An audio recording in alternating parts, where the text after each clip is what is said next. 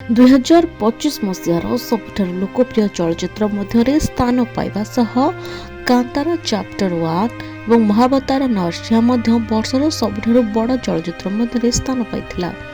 ଏଗୁଡ଼ିକ ବିଶ୍ୱବ୍ୟାପୀ 449.43 କୋଟିରୁ ଅଧିକ ଆୟ କରି ଭାରତର ସର୍ବବୃହତ ଆନିମେସନ ଚଳଚ୍ଚିତ୍ର ମଧ୍ୟ ହୋଇଗଲା। ଏହି ତାଲିକାରେ ଭାରତର ସର୍ବାଧିକ ଆୟକାରୀ ପ୍ରେମ କାହାଣୀ ଫିଲ୍ମ ସେୟାରା ଶୀର୍ଷରେ ରହିଛି। ହୋମ୍ବାଲି ଫିଲ୍ମସର ଦୁଇଟି ପ୍ରମୁଖ ବ୍ଲକବଷ୍ଟର ମହାବତାର ନରସିଂହା ଏବଂ କାନ୍ତାରା ଚାପ୍ଟର 1 2025 ମସିହାର IMDbର ଶ୍ରେଷ୍ଠ 5ଟି ଲୋକପ୍ରିୟ ଭାରତୀୟ ଚଳଚ୍ଚିତ୍ରରେ ସ୍ଥାନ ପାଇଛି। ଆନିମେଟେଡ୍ ମହାବତାର ନରସିଂହା ଦ୍ୱିତୀୟ ସ୍ଥାନ ଅଧିକାର କରିଥିବା ବେଳେ ପୌରାଣିକ ଆକ୍ସନ ଚଳଚ୍ଚିତ୍ର କାନ୍ତାରା 4 ନମ୍ବର ସ୍ଥାନ ପାଇଛି। ଏହି ସଫଳତାକୁ ପ୍ରଯୋଜନା ସଂସ୍ଥା ପାଇଁ ଏକ ବଡ଼ ସଫଳତା ବୋଲି କୁହାଯାଉଛି। ମହାବତାର ନରସିଂହା ପାଇଁ ଏକ ରେକର୍ଡ ଗୁରୁତ୍ୱପୂର୍ଣ୍ଣ କାରଣ ଏହା IMDbର ବାର୍ଷିକ ତାଲିକାରେ ପ୍ରଦର୍ଶିତ ହୋଇଥିବା ପ୍ରଥମ ଭାରତୀୟ ଆନିମେସନ ଚଳଚ୍ଚିତ୍ର ହୋଇଛି।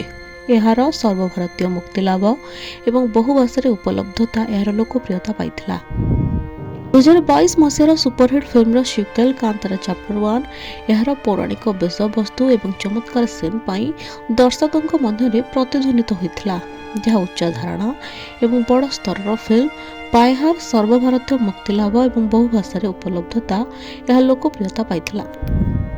2022 ମସିହାର ସୁପରହିଟ୍ ଫିଲ୍ମର ସିକ୍ୱେଲ୍ କାନ୍ତାରା ଚାପ୍ଟର 1 ଏହାର ପୌରାଣିକ ବିଷୟବସ୍ତୁ ଏବଂ ଚମତ୍କାର ସିନ୍ ପାଇଁ ଦର୍ଶକଙ୍କ ମଧ୍ୟରେ ପ୍ରତିଧ୍ୱନିତ ହୋଇଥିଲା, ଯାହା ଉଚ୍ଚ ଧାରଣା ଏବଂ ବଡ଼ ସ୍ତରର ଫିଲ୍ମ ପାଇଁ ହୋମ୍ବାଲେ ଫିଲ୍ମସର ଖ୍ୟାତିକୁ ଆହୁରି ସୁଦୃଢ଼ କରିଥିଲା।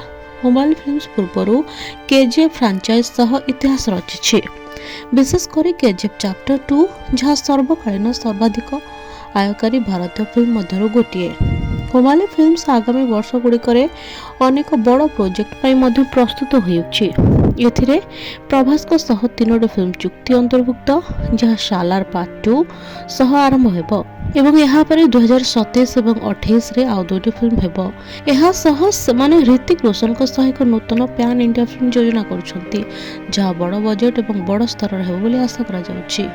ଏହା ସହ ଦୀର୍ଘ ପ୍ରତୀକ୍ଷିତ KGF ଚାପ୍ଟର 3 ମଧ୍ୟ ପାଇପଲାଇନରେ ରହିଛି, ଯାହା ହୋମ୍ବାଲେଙ୍କ ଆଗାମୀ ଫିଲ୍ମଗୁଡ଼ିକର ତାଲିକାକୁ ସ୍ୱତନ୍ତ୍ର କରିଥାଏ।